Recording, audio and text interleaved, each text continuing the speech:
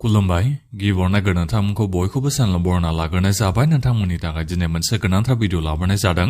आसा खालामदों नोंथांमोना बे भिडिअखौ बयबो जोबजासिम नायलांगोन होननानै आं नोंथांमोननिसिम बे भिडिअनि गेजेरजों अरुनोदय स्किमनि बागैनो माखासे गोनांथार आपडेटखौ खोन्थाहरनो सानदों। मानोना नोंथांमोना अरुनोदय स्किमनि जोहै 1250 थाखा फैसाखौ मोनफिननो हासिगोन। एसे उननिफ्रायनो खै तारिखनिफ्राय नोंथांमोना मोननो थांगासिनो दङ आं नोंथांमोननिसिम बेखौबो खोन्थाहरनो सानदों। आरो बेजों लोगोसेनो नैबे 9000 फैसाखौ जायफोर नोंथांमोना दाख्लै बावै मोननो हायाखै दा बेखौबो आं नोंथांमोननिसिम खोन्थाहरनो सानदों।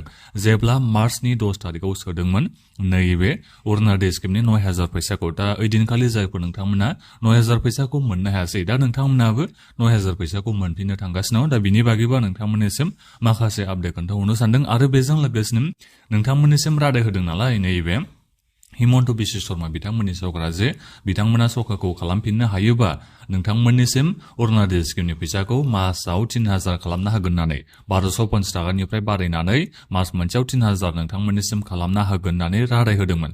दा बेखौ बिथांमोना जेनेबा सरकाराव फैयोबा माब्लानिफ्राय मावफुंनो हागौ बायदि आं बेखौ नोंथांमोननिसिम खोन्थाहरगोन।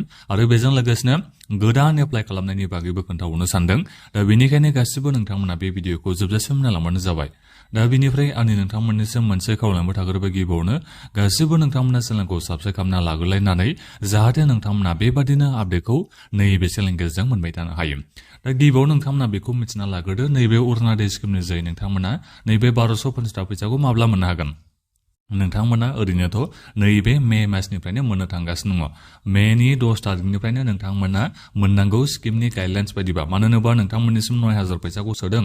दा बिनिफ्राय बेहाय बिथांमोना एक्सट्रा नोंथांमोननिसिम दालाय 9000 आव एक्सट्रा 4 मासनि दालाय नोंथांमोननिसिम सोना हराखै होमबा। दा बिनिखायनो 4 मासआ बबे मासनि थाखाय बेखौ नोंथांमोना मिथिना लादो। नोंथांमोना माबायाव मोनाखैमोन, नभेम्बर मासाव नोंथांमोना अरुनोदय स्किमनि फैसाखौ मोननो हायाखैमोन। डिसेम्बर मासाव नोंथांमोना 1250 थाखा फैसा मोननो हादोंमोन। दा बिनिफ्राय जानुवारि मासाव नोंथांमोना अरुनोदय स्किमनि फैसाखौ मोननो हायाखै। फेब्रुवारि मासावबो नोंथांमोना अरुनोदय स्किमनि फैसाखौ मोननो हायाखै। दा बिनिफ्राय नोंथांमोना नैबे मार्चनि खै तारिखआवमोन नोंथांमोना मार्चनि 10 तारिखआव 9000 फैसाखौ मोननो हाबाय। दा बिनिफ्राय एप्रिल मासाव नोंथांमोना नैबे फैसाखौ मोननो हायासै अरुनोदय स्किमनि नैबे 1250 थाखा फैसाखौ। दा बिनिफ्राय मानि थाखाय जोंनि नैबे आसामाव जोंहा MCC नांबाय नालाय, इलेक्सन जाबाय नालाय, दा बेनि थाखायनो बिथांमोना नोंथांमोननिसिम सोनानै होआसै नैबे 1250 थाखा फैसाखौ नैबे एप्रिल मासाव। दा बेनिखायनो नोंथांमोना नैबे अरुनोदय स्किमनि 1250 थाखा फैसाखौ नैबे मेनि 10 तारिखआव नोंथांमोना मोननायनि गोबां चान्सआ दङ। मानो होनोबा जोंहा मेनि 4 तारिखआवनो रिजाल्टखौ होगोन। आसामनि एसेम्बलि इलेक्सननि रिजाल्टखौ जोंहा मेनि 4 तारिखआवनो होगोन। दा बेनिखायनो सरकारखौ बिथांमोना 5, 6, 7 बेफोर तारिखआव बिथांमोना बानायनो हागौ। दा बेनिफ्राय सरकारखौ खालामखांनायनि उनावनो नैबे 10 तारिखआव नोंथांमोना अरुनोदय स्किमनि 1250 थाखा फैसाखौ नोंथांमोना मोननायनि गोबां चान्सआ दङ। जुदि नैबे हिमन्त बिश्व शर्मा बिथाङानो सरकारखौ खालामफिननो हाबासो दै। जुदि चिफ मिनिस्टारा जेनेबा बेलेग जायोबा एबा बेलेग दोलोनि जोंनि नैबे आसामाव फैयोबाथ' नोंथांमोना अरुनोदय स्किमनि फैसाखौ मोनाबो जानो हागौ। बेलेग दोलोआ बिथांमोना बेलेग नोंथांमोननिसिम स्किम लाबोनानै फैसाखौ हरनो हागौ। दा जिखियानो जाया मानो आं नोंथांमोननिसिम बेखौ खोन्थाहरबाय आरो जुदि डक्टर हिमन्त बिश्व शर्मा बिथाङानो जोंनि नैबे आसामाव चिफ मिनिस्टारखौ जाफिनोबा नोंथांमोना नैबे अरुनोदय स्किमनि 1250 थाखा फैसाखौ मेनि 10 तारिखआव नोंथांमोना मोनगोनखौ आसाखौ लाबानो जाबाय। उननि बाथ्राया उननि जाबाय थागोन। दा बिनिफ्राय सोरनि सरकार जाया दा जेखियानो जाया मानो जा जोङो दायो मिथिना मोनबाय थादों। नोंथांमोनाबो बेखौ सानना लाखादों जानो हागौ बिजेपियानो जोंनि नैबे आसामाव सरकारखौ दाफिननो हागौ बादि होननानै गोबांनो नोंथांमोना माने साननानै लादोंमोन जानो हागौ। आंबो माने एसे अनुभब खालामनानै बेखौनो मोनदों आरो जोंनि नैबे आसामाव बिजेपिनि दैदेननाय सरकारनो फैफिननायनि चान्सआ दं होननानै। दा बेनिखायनो आं नोंथांमोननिसिम बेखौ बुंहरबाय आरो जेनेबा नैबे डक्टर हिमन्त बिश्व शर्मा बिथाङानो सरकारखौ खालामफिननो हायोबा मेनि 10 तारिखआव नोंथांमोना अरुनोदय स्किमनि 1250 थाखा फैसाखौ मोननो हागोन होननानै।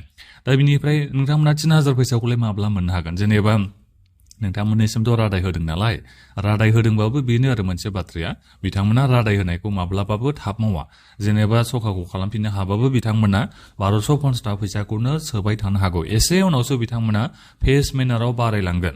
जेनेबा 1250 नोंथांमोना फैसा मोननो हायो। दा बेखौ बिथांमोना एसे बारायलांनानै मा खालामलायगोन 1400 नङाबा 1500 बेबायदि खालामलायगोन बिनि उनाव बोसोरसेनि उनाव बिथांमोना 2000 बेबायदि खालामलांनो हागौ बिनि उनाव 2500 खालामनो हागौ बिनि उनाव जेब्ला फैबाय थागोन नेक्स्ट इलेक्सना जागोन जोंनि नैबे आसामनि जेब्ला नेक्स्ट इलेक्सना जागोन एमएलए निया दा बै इलेक्सन खाथियावसो बिथांमोना 3000 फैसाखौ खालामहैनो हागौ बादि अरुणोदय स्किमनिखौ बिथांमोना गावसोरनो रादायाव होनखादों नालाय फेस मेनारैसो बिथांमोना माने अरुणोदय स्किमनि फैसाखौ 3000 खालामगोन होननानै दा अब्ला नोंथांमोना सानना नायदो नोंथांमोना 3000 फैसाखौ खेबसेनो मोनाबो जानो हागौ डाइरेक्टयै नोंथांमोननिसिम 3000 फैसाखौ बारायना होआबो जानो हागौ जुदि बारायना होयोबाथ' जोबोद मोजांनि बाथ्रा नङा होमबा दा आंनि बायदिबा बारायनाय नङा बादि जेरै बिथांमोना फेस मेनाराव होनदों दा बेनिखायनो बिथांमोना एसे सम थाद'सो बिथांमोना अरुणोदय स्किमनि फैसाखौ बारायनो हागोन बादि दा बिनिफ्राय 9000 फैसाखौ जायफोर नोंथांमोना दाख्लै मार्चनि 10 तारिखआव मोननो हायासै दा नोंथांमोननिसिमथ' रादाय होखादों बिथांमोना नोंथांमोननिसिम सोना हरगोन होननानै आरो बेल' नङा